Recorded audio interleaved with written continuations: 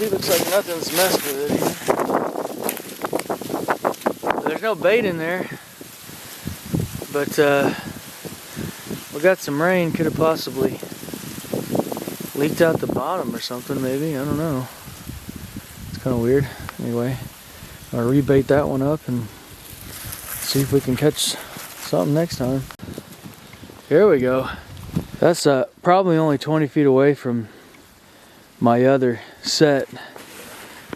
So I would assume that the bait's gone because somehow or another he reached in there and got it. I don't know if the thing was frozen and it didn't come off or what, but that's a big, good sized coon right there.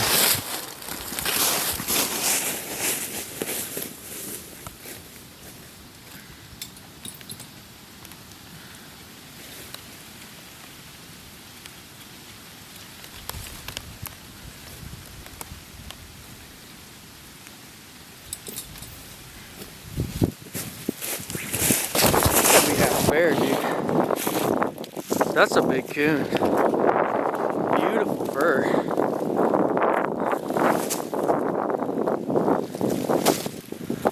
He's been eating real good. So all the bait on these has been missing and they're not snapped off. So I don't know if birds are getting in there, mice. I don't know what's getting in there. I really doubt, you know, a bigger animal's reaching its hand in there and pulling it out without snapping, because those things they're pretty easy to set off. So I just put a chunk of leaves over the top of the bait. That way I keep the birds out for sure, and if it's a mouse or something, they'll probably be able to eventually get through there, but at least it'll make it a little harder on them.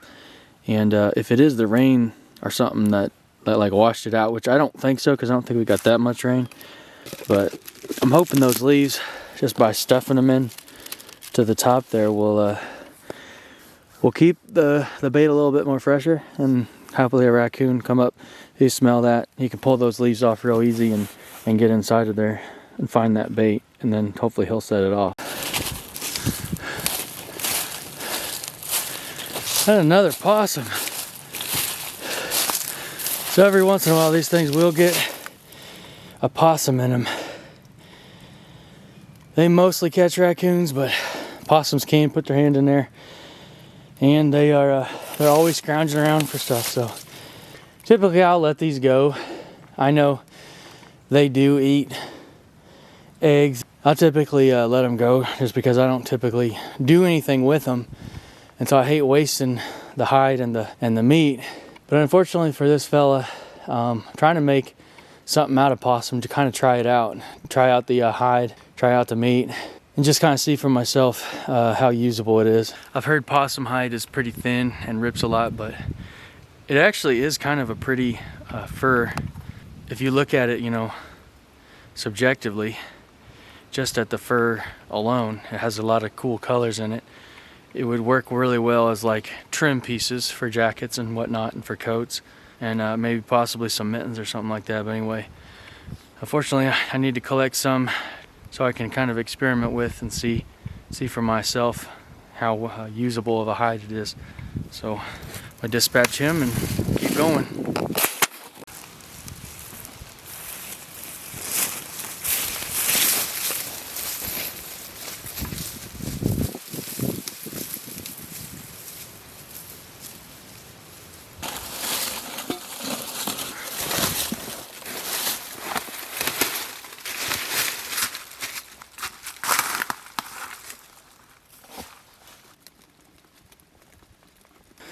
We got something here, and whatever it was strong enough. Got it wrapped up, got a hold of this log here and pulled itself out of there. So the good thing about these dog-proof traps is, while it'll really hold them, it has this can that's covering them, but the problem with them is that they can pull out of them if they can find something that they can really latch onto, and they're smart enough. And this one is obviously smart enough, so I'm going to move this away from this log. Or actually, I'm going to try to move this log away so it doesn't have anything to kind of grab onto and pull. and we'll reset it and try again. Whatever it was, I mean, obviously probably a raccoon or a possum. I'm thinking it's a giant raccoon here, because whatever it was is strong enough to pull its paw out of this trap, which would require quite a bit of force. So this animal's really strong. I am incredibly happy with the setup that I have. I mean, it's not even bent.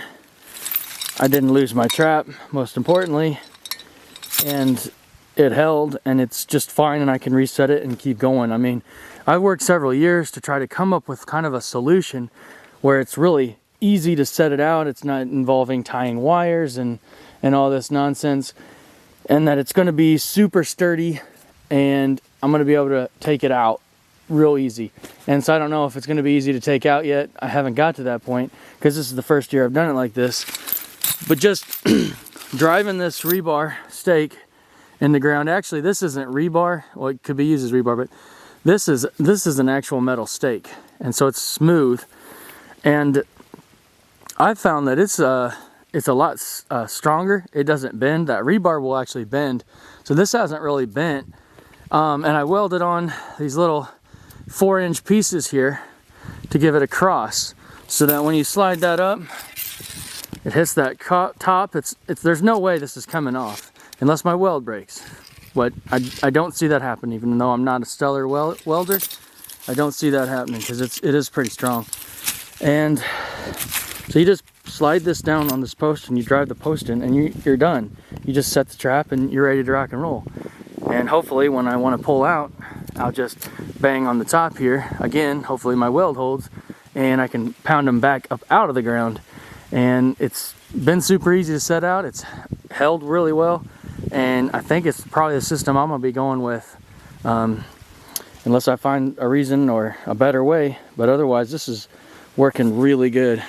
Quick deployment, easy to put in. Not too bad of a haul. I'm just getting started here. Just trying to get a few of them out of here, and got this enormous coon today, and then a small possum there. Gonna get them back to the house. Gonna get them all skinned and fleshed out, and then I'll probably just put them in the freezer until I can get to tanning. But not a bad start to the season. Wish I could have got more. Sorry I didn't get more. I was really having high hopes, especially having that many traps set out. But that's a good sign that the populations are sort of going down. Because for a while there, you know, it was so bad. I'd get raccoons every single time. Almost every trap would be filled,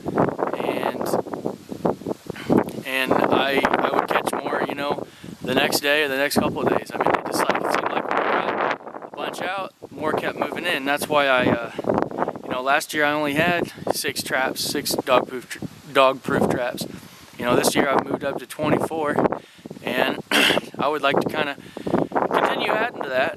But the way I like to do it is I like to trap an area, and I like to put all my traps in it, and then that way I only have to drive to that one particular area and go run all them traps. And while they're probably a little bit more close together than they need to be, typically I'll catch, you know, as many as I can, and then when it kind of dries up, I'll pull all them traps up and I'll go to another spot. And I'm lucky enough to have, you know, a lot of different plots, and then people that want me to come and trap animals off of their property to try to, you know, improve the turkey population is the hope there. Go ahead and use this valuable resource off of their property. You know, raccoons are destructive, man. They get in feed, dog feed and chicken feed, and they kill chickens, and they're just kind of destructive, especially when they get to the point their population is so high that they just don't have enough. They're just so competitive because they don't have enough food, because their populations are just skyrocketing. And that's when, you know, typically disease kicks in and starts killing them off. And we hope to trap them out of there and use the resource before it gets to that point. So I got a couple animals, a couple fur bearers today, and we'll be using the fur from them. Go stick around for the next trap line video.